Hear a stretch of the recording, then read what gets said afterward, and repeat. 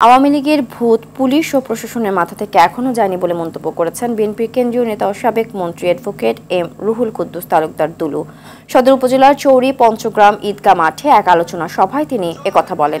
এ সময় তিনি আরও বলেন, পুলিশ ও প্রশাসন চাচ্ছে অন্তর্বর্তী সরকারকে ব্যর্থ করে দিতে। এ বিষয়ে দলীয় নেতাকর্মীদের সজাগ থাকার আহ্বান জানান রুহুল কুদ্দুস তালুকদার দুলু।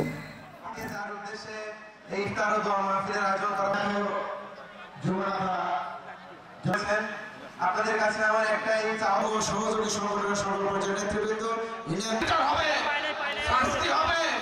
এবং প্রিয় উপস্থিতি, আপনারা জানেন অন্তর্বর্তীকালীন সরকারের কাছে আমাদের আহ্বান থাকবে, এই পুলিশ এই প্রশাসন তারা চাচ্ছে এই অন্তর্বর্তী সরকারকে ব্যর্থ করে দিতে।